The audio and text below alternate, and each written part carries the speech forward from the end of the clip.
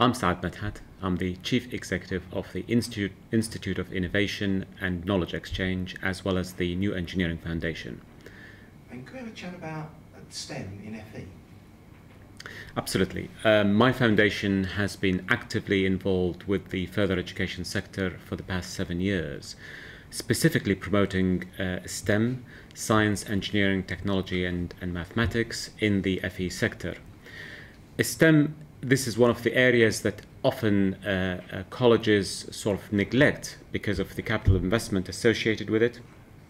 Often colleges feel uncertain as to what they should be tackling within the broad range of the STEM subjects.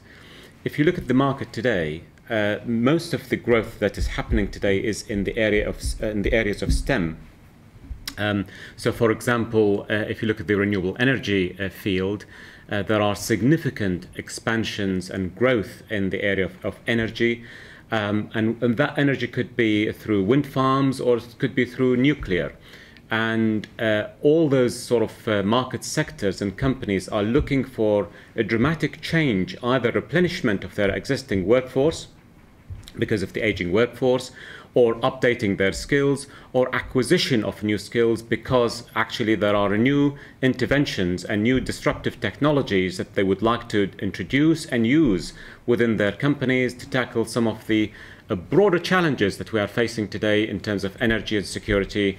And even in the IT field, for example, if you look at the security aspects in the IT field, again, cybersecurity is one of the key areas that need to be addressed.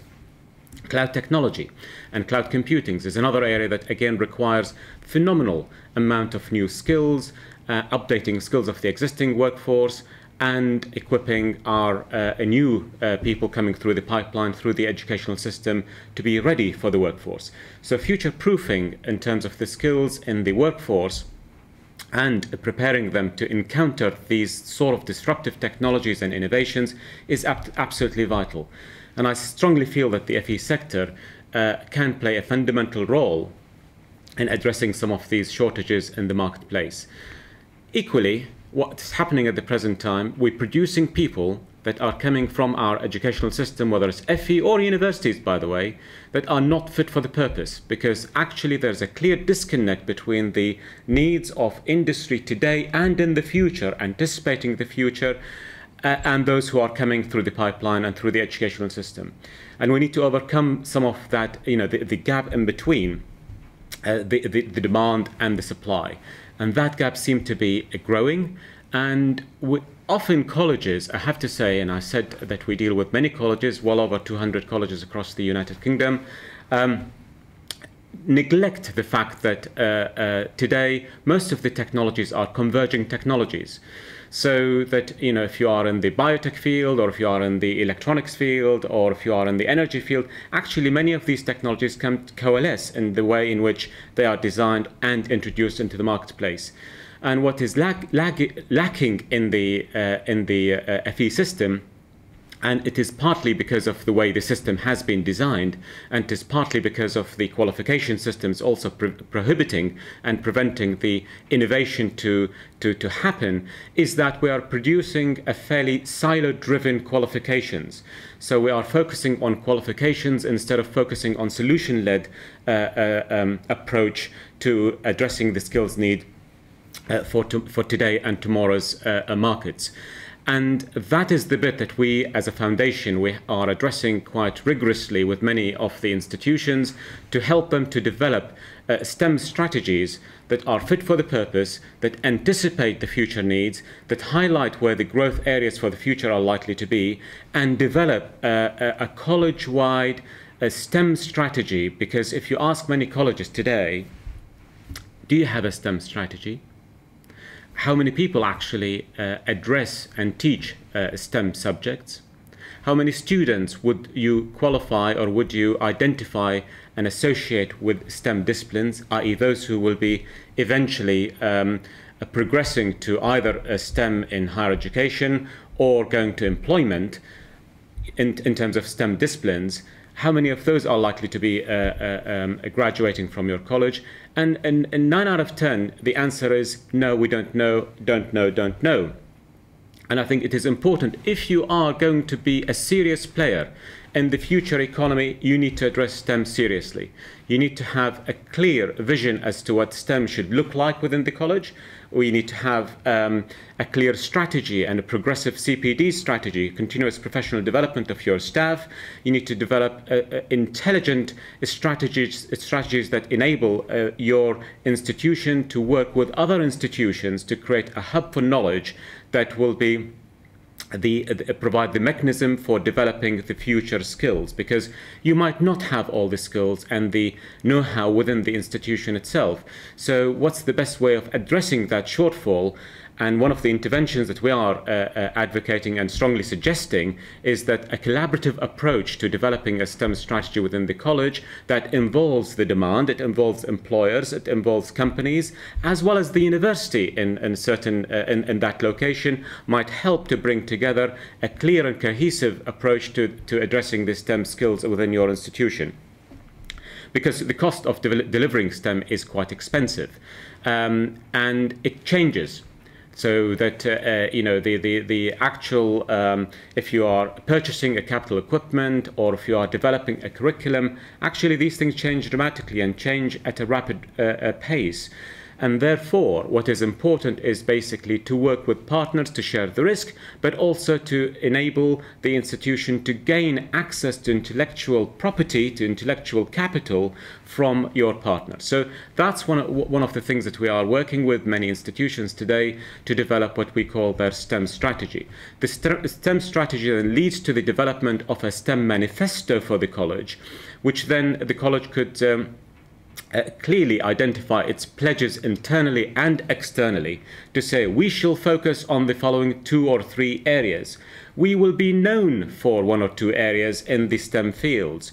And that is a very powerful instrument that colleges could use to attract employers that maybe employers they haven't worked with in the past, and to mobilize the community and the employers in that region to develop a much more effective and anticipating strategy that anticipates the future, and therefore you can develop a much more a future-proof system for your skills development within the institution.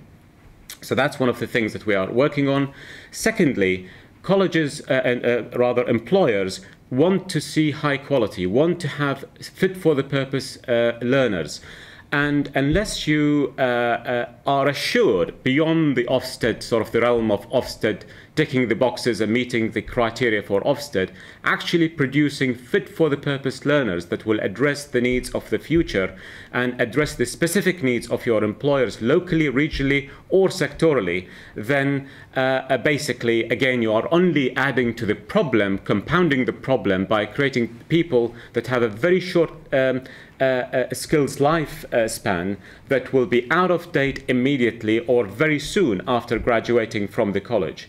And I think as a responsible college, as a college that has and must play an effective role in civic leadership, you have the duty to basically look into the future and develop a horizon scan and develop fit-for-the-purpose learners. And therefore we have introduced a program that has been designed, by the way, by companies, many companies. It's called STEM Assured, that will basically assure the quality of the provision of that institution. It looks at strategy, it looks at the engagement of employers, it looks at the engagement of learners in the way in which actually a learning happens within the institution. It looks at the delivery and curriculum development strategies. It looks at the how innovative the learning space is, because again, we continue to see a didactic approach to teaching and learning. We are losing the opportunity for engaging some of the new tools and technologies that actually engage the synapses of the learners and make them more interesting, actually make them learn. It's not about just teaching, it's about learning. So it is changing the balance between learning and teaching. And it addresses innovation, because again, innovation, we feel it's a central plank for the development of any institution to anticipate the future. Unless you have that innovative ethos and culture within the institution, again, institutions tend to stagnate. And finally, we look at an area which is a very important area, is the impact of the institutions on the marketplace, i.e. beyond just the retention and success rate of those students. Actually, we're looking at the impact of those learners in the marketplace, on the employers, on their community. And I think if you look at that in the context of the social return on investment, as opposed to just basically ticking boxes, I think the institution could become then a much more intelligent college, and a college that anticipates the future, a college that can play a full role in terms of its duty and its commitment to developing STEM learners and STEM graduates, rather, for the future. And that's what we're looking for. We're looking for effective people who could become either market makers in their own right, because they are entrepreneurs, they have ideas, they want to drive the local economy, and absolutely nothing wrong with that. That's exactly the sort of thing that colleges should be playing. But equally, colleges should be supporting and servicing the needs of many of the employers regionally, in terms of their current needs and future need.